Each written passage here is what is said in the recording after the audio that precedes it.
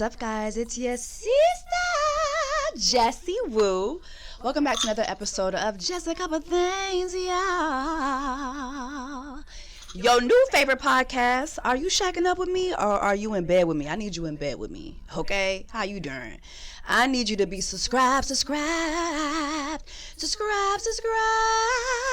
on every platform that streams podcasts. So if you're on Spotify, go ahead and find me. Just a couple things. Click the follow button, okay?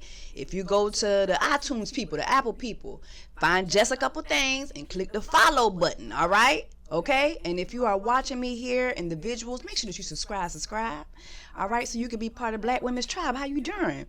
But yeah, it's another episode of Just a Couple Things. If you notice, my background is a little different. I'm actually out of the country, okay? So hopefully the sound is good, child.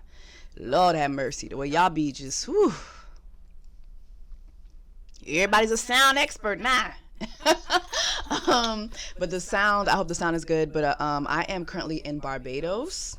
I am on vacation with Mr. Easter. He's actually in bed right now. It's in the morning. It's 9:54 a.m. I believe it is 8:54 a.m. back home. But anyway, child, we is on virgin voyages, getting our life, honey, okay? Two people who ain't virgins, but we getting our virgin on. How you doing? Starting off our holiday season. Also, shout out to the Capricorns. It's almost Mr. Easter's birthday. His birthday is December 29th. So, to all my Capricorns out there, shout out to you. Happy birthday to you. What do you get a Capricorn for their birthday? Because why would you be born during Jesus' season? Like, what's going on? Like, why would you do that? This man is born on December 29th. That is a couple days after Jesus' birthday and a couple days before New Year's. That's violent. That is complete violence. Just complete violence. What the fuck am I supposed to get this man for his birthday? If you have a Capricorn in your life that is born around that time, tell me what you get them. Because Capricorn people love Christmas. They love Jesus. They love Christmas. They love gifts. They love love. They just be happy as hell. And they gift giving, gift givers, gift receivers. What do you get these people? They got everything. But pray for me in my pockets and pray that Mr. Easter gets everything he wants for Christmas and his birthday. Amen. Amen. What else? Yeah, so we're on Virgin Voyages, and we're on the line of the cruise that does like all the Caribbean islands. So far we've done Puerto Rico, we've done British Virgin Islands, where we almost lost our lives. That's a whole story for another time. I feel like me and him can never just go on vacation and not have a near-death experience. My Lord. But yeah, so we almost lost our lives in British Virgin Islands, and then today is Barbados. We're gonna take a submarine ride. I've been wanting to do that forever, so pray for us that goes safe. Then after that we have Antigua, St. Martin, and where else, babe? Oh, you sleep for real? Oh, he sleep for real. Never mind. Okay. Let me check the schedule. Hold on. We got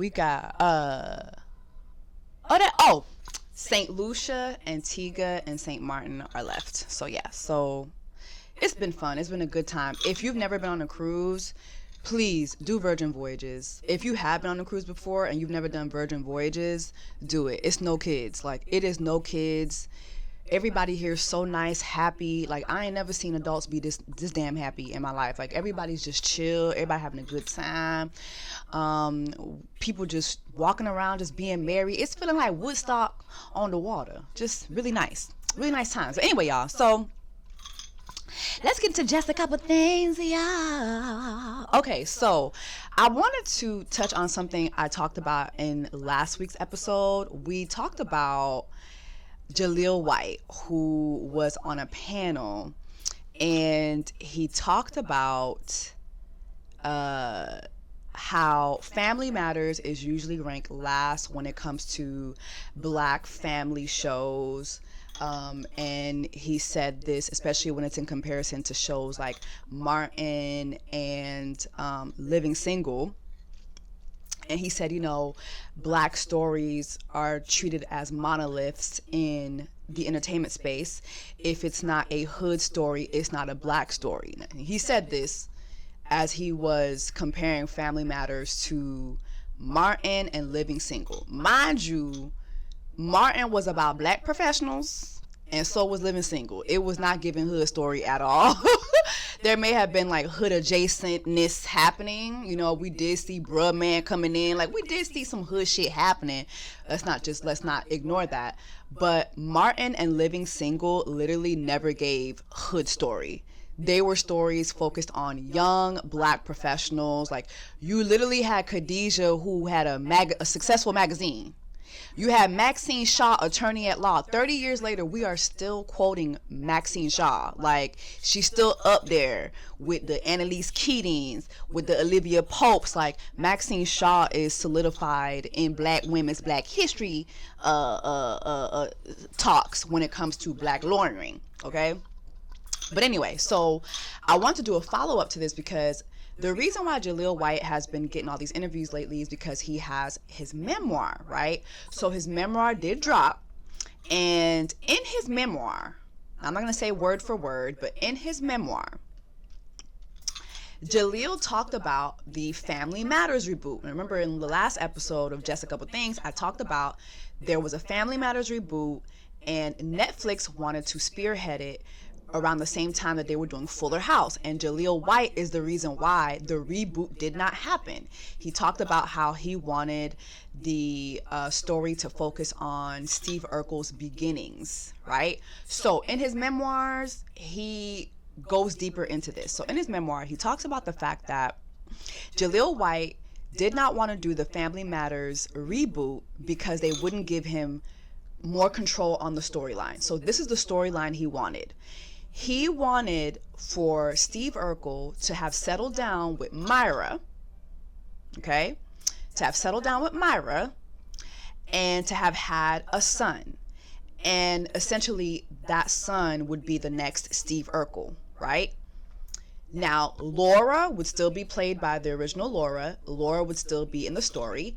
He wanted Laura to be a single mother and to basically spend her episodes chasing Steve Urkel out of regret now that she sees how Steve Urkel and Myra's family and life has gone into, and basically morphed into something beautiful. So basically, Jaleel White in the Family Matters reboot wanted to be married and settled down with Myra and to have a son who would literally just be the next Steve Urkel. Meanwhile, he wanted Laura to be a single mother, a baby mama, a hood story. He wanted Laura to be a single mother and to basically spend every episode chasing him like he chased her in the original Family Matters. He wanted to wear her, I'm wearing you down. He wanted to flip the script on her. Ain't that some shit? This is the same man who said that Family Matters is ranked last basically because it's not a hood story in comparison to other shows like Martin and Living Single. So basically, Jaleel White wanted to give us a hood story, but yet he's been on these panels with a stick up his ass about Family Matters not being as iconic as other black stories because they weren't hood stories. Somebody got to make that make sense to me. Somebody got to make that make sense to me. Why would you want to make Laura a baby mama? Like, something is the fuck wrong with Jaleel White. I just wanted to touch base on that because that's another development that I saw over the week. But I know last week we were also talking about just theme songs in the 90s, and I said that one of my favorites was Family Matters. So Family Matters, remember I was like, who sang the Family Matters theme song? Because it sounded like, was it somebody black, or was it one of them white people back in the day that was singing yacht rock and they sounded black, right? So actually the song was written by Jessie Frederick. So I looked it up, and Jessie Frederick did the Family Matters theme song. He did the Step by Step theme song. He also did the Full House theme song. Do y'all remember them theme songs from the 90s? Mind you, Jesse Frederick is white. This is Jesse Frederick, y'all. This is a white man, okay, who was singing down like this. He must have grew up in Pentecostal church. White people be different when they be growing up in Pentecostal churches. White people who grow up in Pentecostal church, they season their meat. They season their meat. They season their food. They mac and cheese be doing their sound, and it be crispy at the top. Them people, them white people be different, okay? But Jesse Frederick gave us all those theme songs.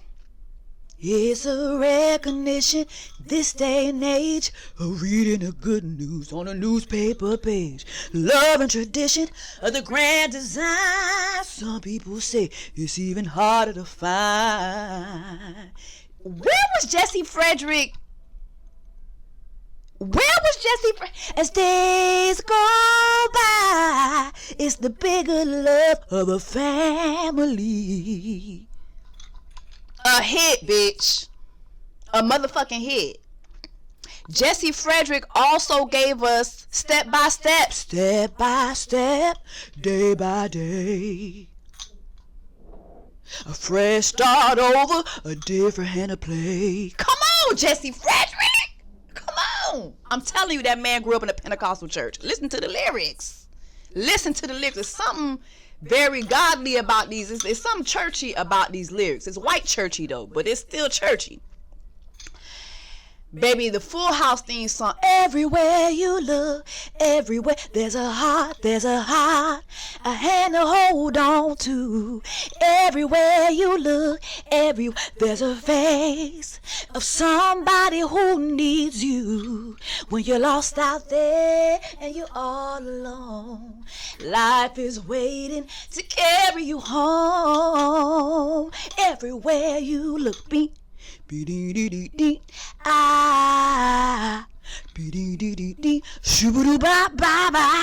that was the white part, because black people don't be doing that. I ain't never heard a black person say that's white. That was him letting us know, yeah, I'm a little black adjacent with the feels of this, but don't get it fucked up, I'm white. Please. No, Jesse Frederick had the 90s theme songs on lock. Please let me know. It honestly is my unsolicited, unpopular opinion that Jesse Frederick gave us the best theme songs for television shows that were part of the 90s, the late 80s going into the 90s. He killed that. Let me know which one of these theme songs are your faves. Like, I'm still Family Matters. Family Matters is still number one for me out of all three.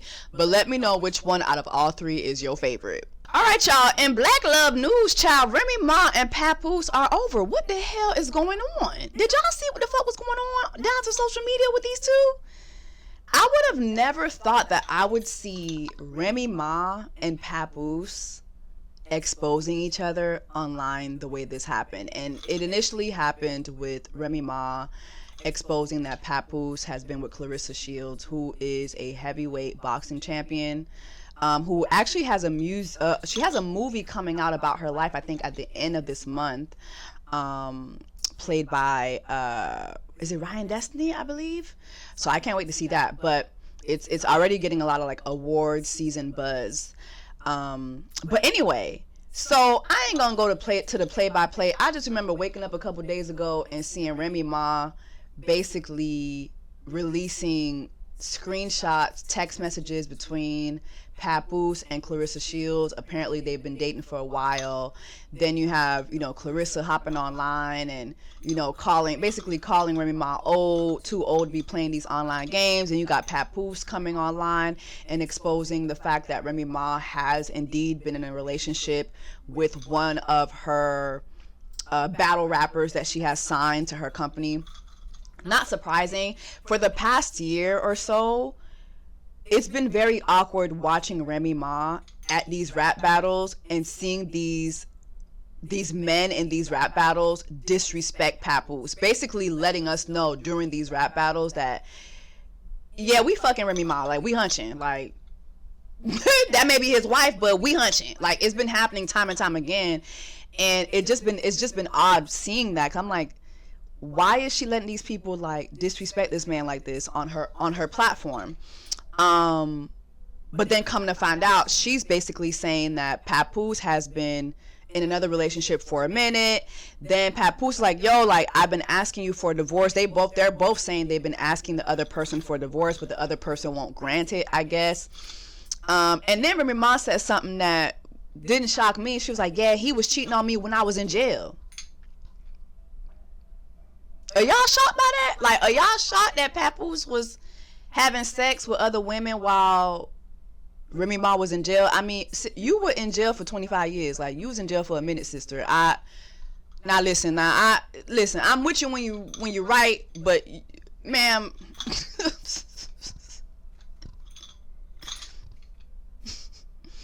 expecting a man to not get his dick sucked while you serving a 20-year bid is insane. Like, let's just be for real.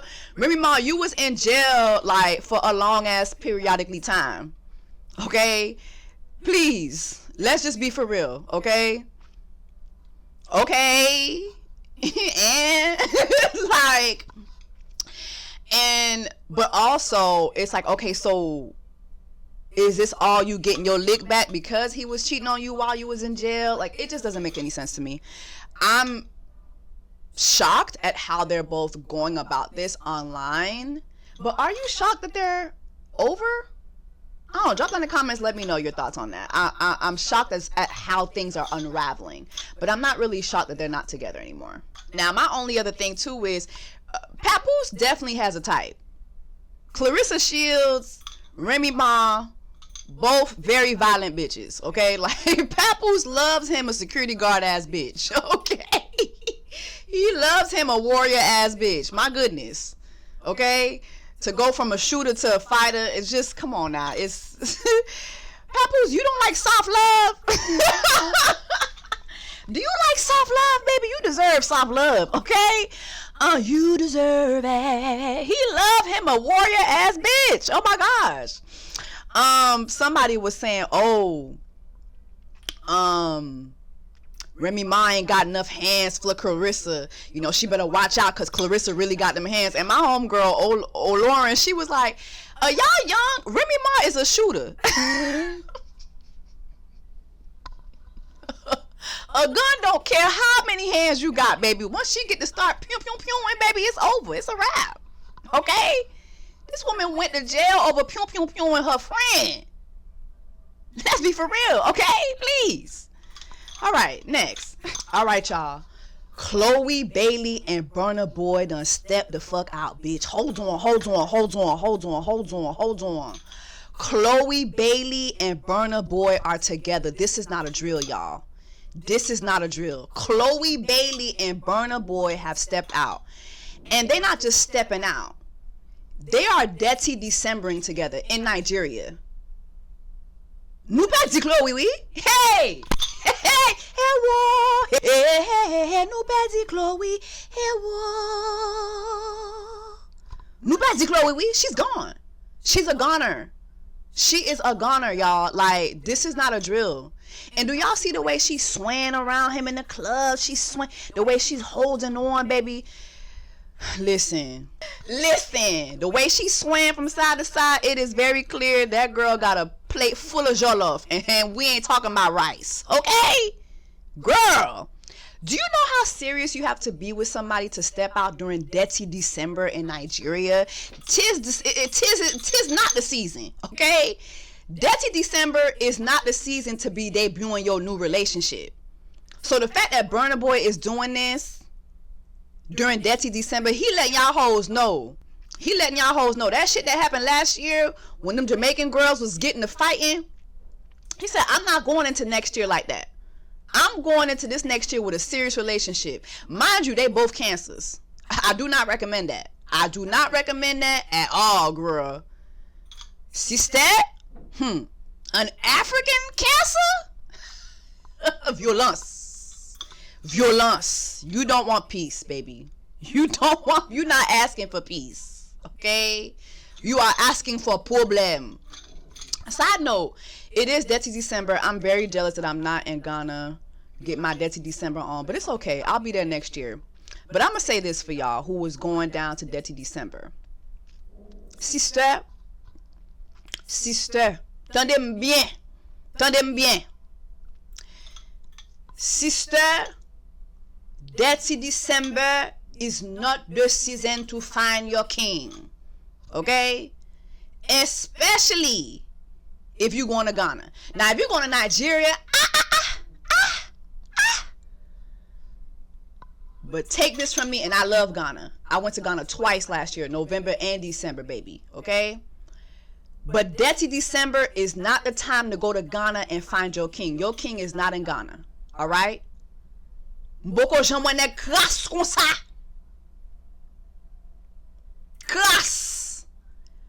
Sister, go to Ghana, take your vitamins, give your looks, drink your drink, and go home.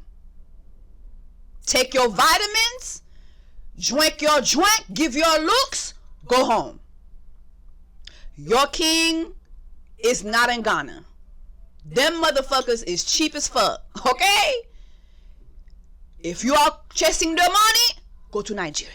If you are chasing the money is in Nigeria. The money is in Côte d'Ivoire. The money is in South Africa. The money is not in Ghana. Your king is not in Ghana. Ne Ghana kras. Yo pap dépenser kob sou. Ha! Drink your drink, sister. Dirty December in Ghana, go to the sections where the bottles are being popped. Drink your drink, go home. Drink your drink, go home. The money you see being spent in Ghana in the club, the money you see being spent in Ghana in the events, it's not going to follow you outside of Dirty December. Bon, ha! Si nou vle koutem. Si nou vle koutem. M'papa nou manti non? M'papa nou manti non, sister? Ha! Ebo! Tendem bien. Your king is not in Ghana. Dirty December is for take your vitamins, give your looks, drink your drink, go home. If you saw me on the Madam Joyce podcast, I gave a story about how I thought I met my king in Ghana and ended up with a clogged toilet. Had a Ghanaian king tell me when I told him, hey, because he sent me a ticket to London, he sent me an economy seat. I said, excuse me, can I, what is this? The seat is in the back of the plane. You put him in the Rosa Park section of the plane. That Ghanaian king told me to upgrade yourself. Hey, your king is not in Ghana. Your king is not in Ghana, sister. Tendez bien. Let's move on. Okay, we still in just a couple things, y'all. Just a couple things I wanted to touch on, the Jay-Z stuff. So I did do a video on my YouTube talking about Jay-Z, and I wanted to do a little bit of a follow-up of commentary there. You know, we saw what happened with Jay-Z coming out and calling Tony Busby an ambulance chaser in a cheap suit, baby. Ooh, Lord.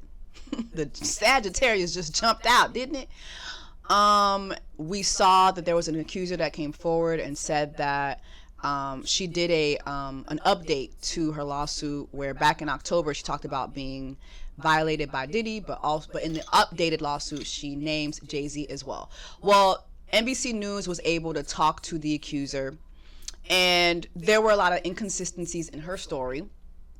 I'll basically sum up a couple things. The accuser has autism. Okay, so this is an autistic accuser. I don't know the level of her autism, but when you listen to the accuser speak, not only has the accuser said they have autism, but also if you listen to them speak, it's pretty clear that this is an autistic person. Okay, but they have autism. When talking about the actual incident, the friend who drove the accuser to the VMAs that night, that friend died. So can't nobody talk to the friend. her father, who went to pick her up that night after her being violated, doesn't recall picking her up. The victim talked about being at the party and speaking to Fred Durst and Benji Madden. Their people said that night, Fred Durst and Benji Madden were in the Midwest on tour, so they were not at the VMAs. Okay, maybe they could have skipped that night and went to the VMAs and then went back on tour, though. Who knows? But they're saying that at the time they were touring the Midwest. Also, we still don't know who the female celebrity is that was there that witnessed it all. But it has been confirmed that P. Diddy and Jay-Z were partying together that night after the VMAs. But still, there are a lot of inconsistencies. And honestly, I think Tony Busby, if this really happened to this accuser, Tony Busby should have did a way better job of preparing his client. You don't have your client go speak with NBC News with all these holes in their story. Okay? It's already hard for victims to be believed as it is. So when you have a victim that has these complexities, and here you are platforming them and they have all these inconsistencies, like, it's not looking good. It's not looking good for Tony Busby, in my opinion. However, I still am not a fan of Jay-Z's response to the lawsuit. I feel like there was never a downright, yeah, Diddy has done these things, but I did not do that. I was not present. There just was not a downright denial for me. It was a lot of, I'm a young man from the projects of Brooklyn. Sir, Jay-Z, you are 95 years old. You are not forever. Like, I know you did Forever Young. I know you did the remake, but baby, you are far from young. Okay? You are an elder. All right? So the whole I'm a young black man I'm a young black man doing all I can. No. No. I didn't like the response. I also didn't like the using Beyonce and Blue Ivy as a shield. Oh, now my wife and my kids, and no. I just didn't like it. I didn't like it. And then you got poor Blue Ivy the next day. She on the red carpet for the Lion King. It just was awkward. It just was a lot of awkward shit. But let me tell you something else I don't like. So Jay-Z's lawyer, Alex Spiro, released this statement. He sat down with NBC News and basically is denouncing Jay-Z's friendship with Diddy. Like, the lies. Like, please. Jay-Z's lawyers, this is on Hypebeast, I believe, Daily Beast. Jay-Z's lawyer distances him from Diddy. He says no friendship or long-time bond here. Like, Jay-Z and Diddy have so many pictures. I don't even have this many pictures with my mother, the woman whose coochie I swam out of. I don't even have as many pictures with her as Jay-Z and Diddy have together over their 30-year friendship. There's an interview with Diddy that's going viral right now where he says the only person that's allowed to call me Sean is Sean Carter, Jay-Z. Jay-Z has said the same thing about Diddy before. But yeah, in this, when he sits down, when Alex Spiro sits down with NBC, he said this. Hold on, because I really want to quote it. Okay. Jay-Z's lawyer made a point to distance his client from Sean Diddy Combs in an interview with NBC News on Monday, saying there's no friendship between the two after they were both accused in a lawsuit. The rapper's attorney, Alex Spiro, told NBC News in an on-camera interview that there is no friendship or long-time bond here, and added that just because they know each other, that doesn't mean anything.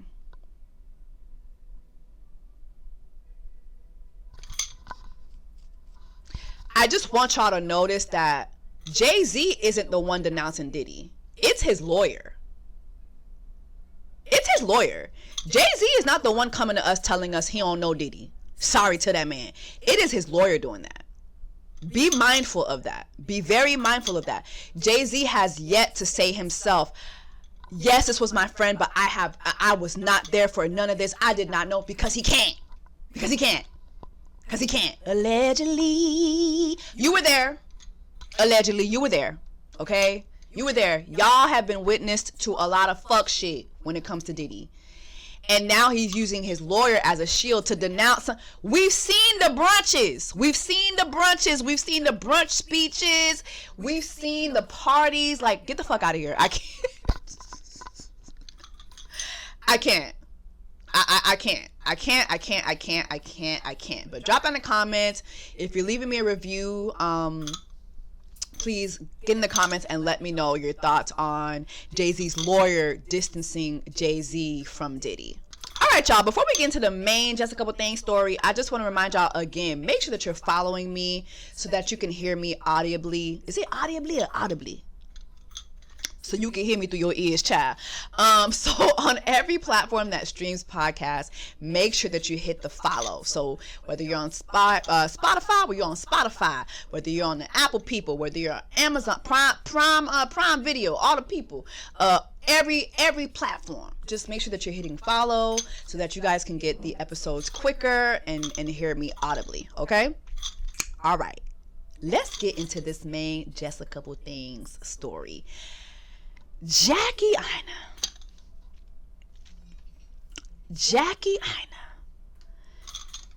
The way Jackie Aina shut down TikTok last week before TikTok actually shuts down,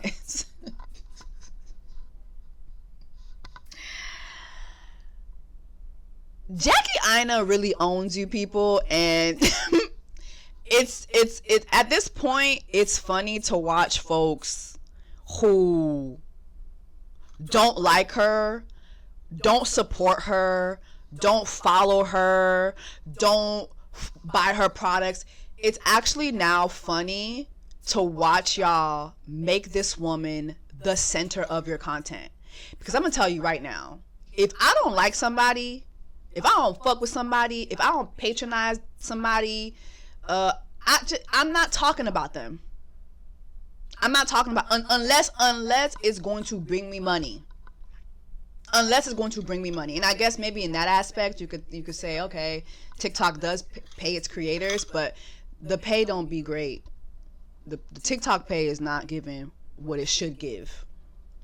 Given what the creators on TikTok have brought to TikTok. I think maybe when you have the brand deals, okay, that makes sense, but TikTok pay is not elite like that. For y'all to be making Jackie Aina the focal point of y'all content the way y'all do, it's weird for those of you guys who don't like her. Not those of you guys who do support her. I'm talking about the people who don't like her. So on Threads this past week and weekend, the Auntie conversation became such a big topic, and I think it is because of what happened on TikTok between Jackie Aina and the Super 5. Mind you, I don't know exactly who the Super 5 is, because it looks like it's a group of people. It's more than the Super 5, but they're a group of creators that have come across a lot of people's timelines on TikTok from time to time. And I'll say, like, when I've come across all their content, I find it funny, I find it entertaining, I just find it entertaining. I've never seen anything bad from them, but again, like, I think my FYP is different from a lot of folks. Like, my FYP be the white creators that be going on dates for the first time, like, or, oh, these are the secret meals at Chick-fil-A, or if you're on a low deficit diet, this is what you should get at this. Like, I be looking at random shit, or like vacation. Like, I kind of use my TikTok as a search engine for everyday shit, so a lot of times I might miss a lot of things. But in a nutshell, basically, Jackie Aina posted a video where she addressed some stuff that had been said about her by this group of creators called the Super 5, but she mainly addressed, I believe, one girl who she called Taraji P. Henson, and the young lady's name is Jamila. So and I believe Jamila and also Mecca. I believe basically those were the two girls that she had an issue with. I'm not gonna go over everything that she said in the video simply because, to be honest, I just feel like TikTok is a place where this happens, where people just get on the app and they give their thoughts about whatever topic is trending at the time. And sometimes it's favorable, sometimes it's not. And I just feel as if you're a creator especially if you're a creator at Jackie Aina status, you really just cannot expect other creators to make content that's always going to be favorable to you. They don't know you personally. They don't have a personal relationship with you. And so they don't owe you that. Like, it took me some time. Like, I'm not a Jackie Aina status, nowhere near that. But it took me some time, like, especially when I was starting to make my content in the very beginning, maybe like a couple years in, especially when I was doing a lot of like Haitian-centric stuff. And like, people are going to come for you. People are going to come for you. People are going to say things that are not favorable to you. Like, I used to see Haitian women say so many nasty things about me, how I don't Jessie Woo doesn't speak for us. Jessie Woo doesn't represent our culture. Don't watch her content. That's not how we speak. Especially in the days when I was making a lot of the Zozo jokes. Oh my God. Like, it was like me saying dick was, we've never heard that before. She's talking about dick. Like, you know, it just was really weird. And I grew to just expect that. And it's not a nice feeling. It's not a feeling that's conducive to my well-being, but I've just learned to just not expect much from people who don't know me. I don't expect everybody to like my content. I don't expect everybody to agree with everything I say. As a matter of fact, make your video about what I said. Please do, so that people could come to my video and watch it for themselves and they can draw to their own conclusion. That's where I stand with that. And I think that Jackie, you should adopt that. I don't know if you have. I've never had a conversation with you about that, but I think that you should adopt that, like, going forward. Because the video that you made, although you said a lot of factual things and insightful things, what you did was platform folks that already had platforms, but now they have a bigger platform now because you addressed them, right? You made your video. The girlies then went on YouTube and did a whole emergency podcast video episode. And when I looked at, because I had to look at all this shit, and when I went and I looked at it, Jamila and Mecca were averaging about a couple thousand views per video. Maybe I want to say 5,000. Maybe. Their Jackie Aina episode garnered, I believe, 100,000 views within, I think, 3 days. Okay? And when you look at the comments, most of the comments are supportive. Most of the comments are supportive. Most of the comments are people that are like, oh, well, because when I watched the episode, I'm like, okay, the problem here isn't Jamila. The problem was Mecca. It wasn't Jamila.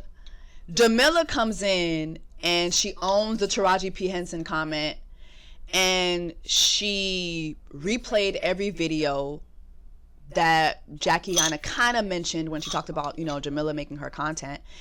And all the videos that she replayed, it wasn't giving bully. It wasn't giving dogpiling. It wasn't giving that. It was giving Jamila was addressing stuff that is trending at the time. Mecca, however, Mecca didn't give a fuck. Mecca was like, yeah, I'm not pulling up no videos. If you want to look back through my videos, you can. But bitch, I drop 20 videos per day. I'm not doing no research to prove nothing. And yes, I did call your perfume bottles ugly and cheap. I'm sorry. Like, it just was giving Mecca's the problem. Like, Mecca was the problem. Mecca didn't care.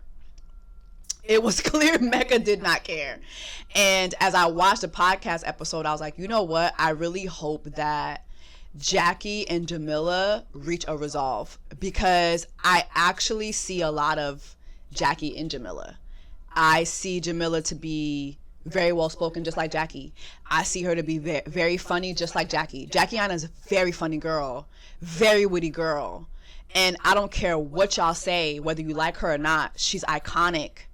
The moment she opens up her mouth, she sets the internet ablaze. The moment she sets up a boundary with y'all hoes, y'all are online crying about it. That's iconic behavior. That's iconic status. Like, and I think that Jamila could actually be another Jackie, minus the makeup brushes. I don't think that that's Jamila's lane. I think Jamila's more television film from what she talked about. But I see a lot of similarities between them too. I think that they're both very lovely girls, very funny, very educated. They know how to get their points across in a very witty way. Yes, there's shade. Yes, there was some shade in Jamila's content. But I mean, Jamila don't know Jackie. So I don't, like, for me, I don't expect somebody who doesn't know somebody to be mindful of, oh, let me not be shady to this person. I don't know that person. You get what I'm saying? So I'm not saying Jamila's right or wrong in her delivery in her videos. But what I am saying is Jamila wasn't the mean girl. It was Mecca. And I think Mecca owns that. I don't think Mecca cares. But again, I will say this again. When you don't know another creator personally, expecting them to be mindful of your feelings, and this is social media. Everybody's getting their licks in. Everybody's making their commentary. Everybody, like, nobody cares about, like, nobody cares. Okay. But anyway, so I saw the podcasts, and that's the conclusion I come to when it comes to Jackie Aina versus, you know, the Super Five. I think that Jackie Aina said a lot of things that were very, very valid. It was kind of crazy watching the internet go out of their way to misunderstand what Jackie was saying when she talked about colorism, when she was saying that she never called the Super Five girlies colorists. She said that because of colorism, whenever she speaks on certain things, in a nutshell, because of how she looks, it's taken a certain way, especially when it's versus folks that are lighter than her. And the girlies are lighter than her. Okay. Do I feel that the girlies made coloristic comments towards Jackie Aina? I haven't seen that, but still her point is still valid. And a lot of you guys that go out of your way to misunderstand a lot of the things that she says, y'all just be proving her point. It's just really, you know what another thing too is between her and the Super Five? It's a lot of misunderstanding. It's a lot of people's feelings getting hurt. It's because y'all don't know each other. So again, if I don't know you, I don't expect you to shield me. I just don't. But anyway, going back to threads, right?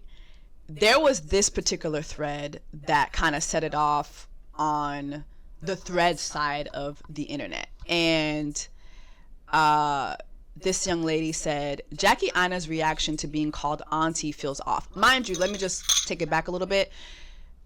The auntie segment of this entire discussion, I think it was set off because when Jackie Aina was talking about, you know, how these people's content would fuel up dogpiling on her, it was coming from, I think there was a video where Jamila talked about Jackie Aina not wanting to be y'all auntie. And then there was another video where she made talking about how, okay, when Jackie changed her last name and, you know, people were getting blocked and whatever for congratulating her, and which I think, let's just be honest, I think that Jackie Aina was blocking folks who were being slick. Like, okay, it's about time you got married. You and Dennis been engaged since she's on the cross. Yeah, you're going to get blocked. You're going to get blocked. Okay? But anyway, it turned into a bigger thing. And you even had Jackie Aina put on a t-shirt, I got blocked by Jackie. Point blank period. Because it was just so ridiculous that she played into it, right? But anyway, so that's where the auntie segment of the discussion comes from. So this thread, Latoya Deshawn said, Jackie Aina's reaction to being called auntie feels off, especially considering it's one of the highest forms of respect in Nigerian and broader African culture. It's giving Americanized, and it's surprising, especially from someone like her who's so rooted in cultural pride. Do you know how diabolical it is to use Jackie Aina's culture to slap her in the face, all because she says she don't want to be y'all auntie? It's giving Americanized. The girl's mother is African American. And if you do your research, there are Black American females who have said, stop calling me auntie. You got Mary J. Blige. Mary J. Blige literally said this in an interview. Hold on. Let me. When you need how do you feel about your fans calling you Auntie Mary? How about this? It's like you pulled that right out of my head. I was literally thinking, why can't I just be your sister? Like, and there's women that are like way older than me calling me auntie. I'm like, come on, B. Like, come on. Can I just be your sister, your friend in your head? Look, if I get to call Mary J. Blige my sister, I'm down for that. So the auntie is like, come on. All right. Not if you're 10 years older than me. Please don't call me auntie. Yes. And I'll be your sister and your friend in your head. This was Mary J. Blige back in 2020. She said there are women who were her age and older than her calling her auntie. The same thing was happening with Jackie Aina, let's just be for real. And she's owned the fact that when she came in, she played into the Auntie Jackie. She played into that, right? But as time goes by and you're walking around, making your way down, and it's a 50-year-old woman coming up to you calling you Auntie Jackie, or it's a woman that's your age calling you Auntie Jackie, it's weird. It's fucking weird. And then let's just be honest, some folks like to use it for ageism, because in that same thread too, there's people saying Jackie Aina's pushing 40. Just because Jackie Aina is in her 30s, it doesn't give you the right, you're also in your 30s. Why are you fighting to call her auntie? Jackie Aina is in her 30s. You're also in your 30s. Why are you in the 30s? Oh, she's pushing 40. She's pushing 40. So? She's still not your fucking auntie. Is she? Is she your auntie? Is she your auntie? Jackie Aina is not your auntie. So why are you fighting for the right to call her auntie? Because she's pushing 40? Ageism. You're proving her point. I'm going to remind you that you're pushing 40. Okay? Every year, Jackie acknowledges her age. I don't get why you feel the need to remind her that she's pushing 40 unless you're trying to age shame her, which is what a lot of you are doing. Which is why she does not want to be your auntie anymore. She's not your auntie. I've seen people say, oh, but doesn't she have a niece? Are you her niece? Yes, Jackie Aina has a niece. Is your name Jade? So why are you fighting to call her auntie other than to age shame her? She's not your auntie. She's literally not your auntie. Even if she never gave a reason for it, why are you fighting to call a woman that is your age or younger than you auntie? You're age shaming her. You want to age shame her. You want to age shame her. Okay? There was Ava DuVernay. She had an interview back. I don't know what was going on back in 2020, because this is from 2020 as well, but Ava DuVernay had a sit down with Essence where she says she has a real issue. This is an Essence article. Ava DuVernay has a real issue with being called auntie. Am I that old? You know, in the interview she says, like, listen, she would be preferred to call Miss DuVernay, sis, or queen. In the interview, she said this. She was chatting with a reporter, Van Lathan, about her latest Netflix series. When Lathan, who said he's from the South, started calling DuVernay Miss Ava, she opened up about the other labels of respect that people tried to bestow upon her, including Auntie Ava. First of all, I love a I'm sorry. First of all, I have a real issue with recently, I've been getting called on Twitter, Auntie Ava, the 46-year-old began. Why? Am I that old? Because I don't feel that old. Now, mind you, I have a little sister. Her name's Joni. Joni has a half sister. Joni became an auntie at 8 years old. Okay? So, yeah, I don't think that auntie always necessarily means age shaming or that it has a certain age, but I do feel if you are 46, right? If you're 46 and a random 40-year-old woman comes up to you and calls you Auntie Ava, let's just be for real. Okay. But anyway, when Lathan clarified that people are likely giving her the auntie title because of the weight that you bring to the culture through all of your film projects, DuVernay said that she appreciates that. I've been feeling some kind of way about it, she still said. After the interview, when the term auntie began trending on Twitter, she issued a clarification.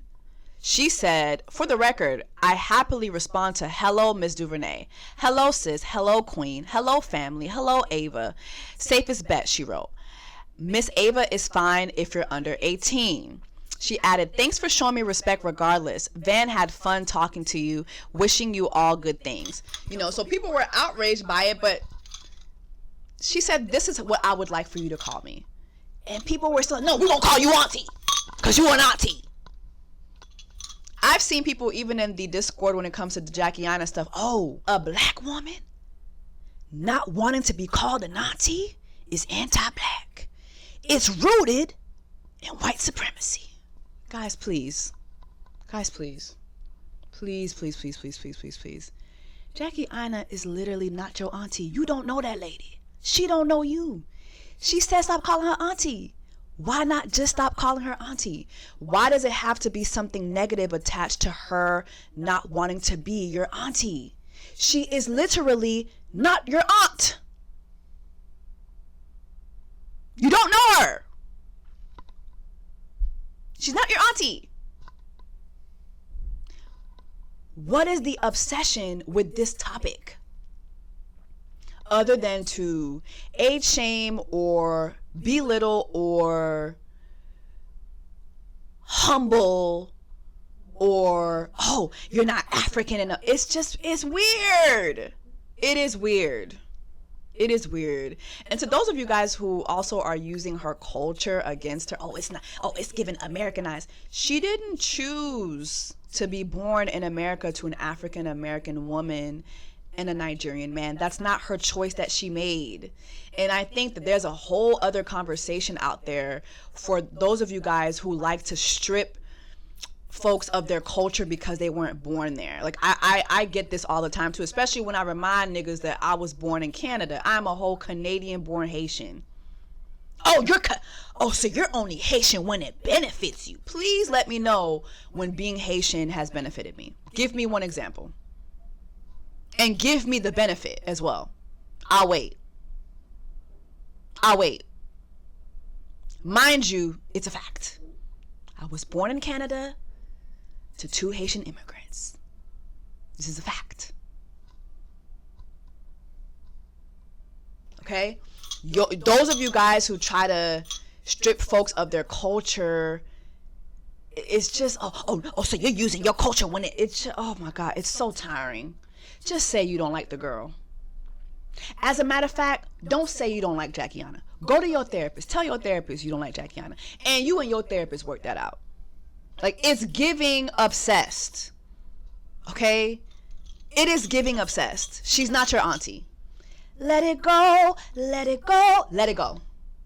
Let it the fuck go. Let it go. The Jackie Aina conversations,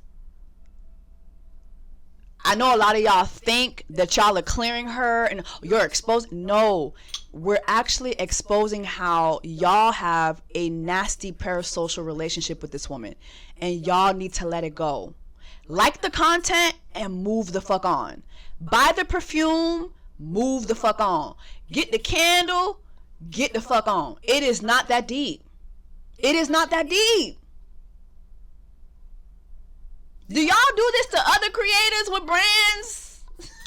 Like, what's going on? What's going on? All right, let's move on. Set it off, I suggest. Set it off, I suggest. Set it off. All right, y'all. This I suggest letter goes as follows, y'all. Hi, Jessie. I hope this email finds you well. I wanted to reach out anonymously.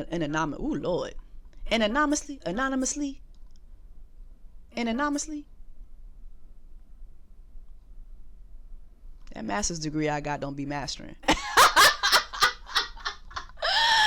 Okay, I hope this finds you well. I wanted to reach out anonymously because your voice and videos have brought me so much comfort and clarity over the years, and I trust your perspective. Oh, this is so sweet, girl. Don't trust me. I can't say anonymously. Lord have mercy. But all right, I appreciate the trust. I'm in a bit of a personal dilemma, and I would love your insight. There's someone I've grown close to who isn't my usual type and who also has medical issues and comes from a toxic family environment. Initially, I rejected her because of these factors and my own reservations. But as I've reflected, I realize I really admire her personality. I find myself building an unexpected attraction and wondering if I might actually be falling for her. Here's where I feel conflicted. I'm afraid I could be trauma bonding or projecting my own insecurities. I'm not exactly anyone's top pick. I'm overweight and struggle with self-doubt. So I feel like a jerk for ever judging her circumstances. I'm truly simping over this girl, but I don't know whether to shoot my shot or just stay friends and go with the flow. I guess my question is, in your book, wait, what? I don't got no book. Now hold on. I guess my question is, in your book, are things like not being someone's type? Oh, in my book. You see, why would you trust me? I'm not even getting the context. I guess my question is, to you, are things like not being someone's type or having a medical condition deal breakers? Should I put myself out there, or does staying friends make more sense? On a lighter note, I just want to say how much I love your voice and the joy that your videos bring me. There's a safe place, and I feel like that big sister I've always wanted. Oh, you feel like the big sister I've always wanted. But Jessie, I have forgiven you for take control of Spotify. Please, I'm begging you, bring it back. At least we still have it on YouTube, but my playlists haven't been the same since. Oh, it's not on Spotify anymore? I didn't know that. I got to double check that. Thanks for taking the time to read this. I hope you have an amazing day. All right. I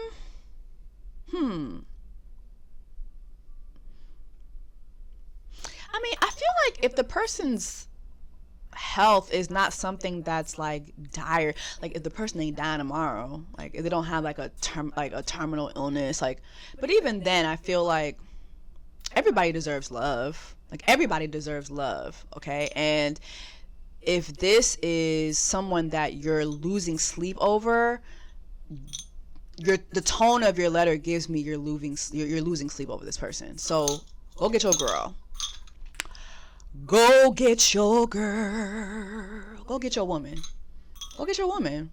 Go get your woman. And you sound like you have insecurities as well, like you said. So you know what? Maybe both of y'all can work on your insecurities together. You know, if it is like overweightness, maybe she can help you work out. I don't know what her insecurities would be, but maybe there's a way that you can help her out. Like, you know, relationships are not just about what you can get from a person. It's also about what you can bring to a person as well. And I think that in this world, we're meant to be blessings to other people.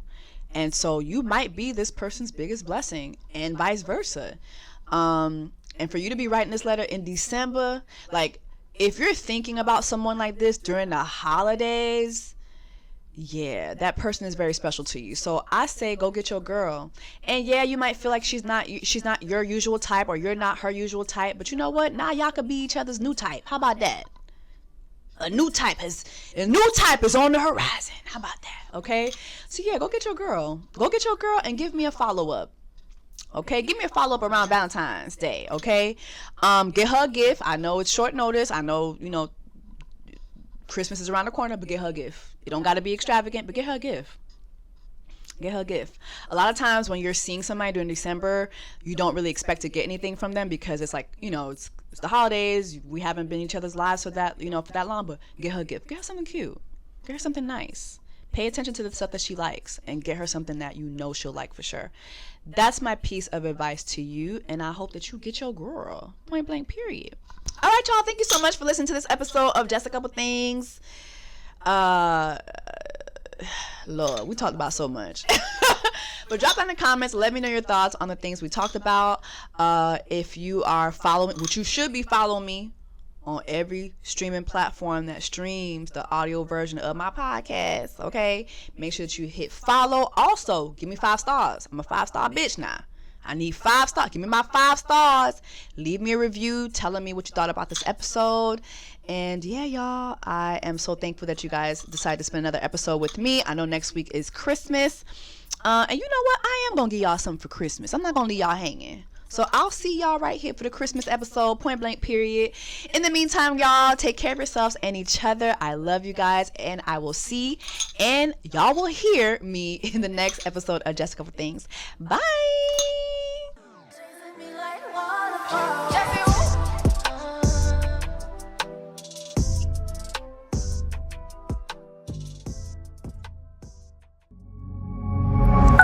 Pioneer.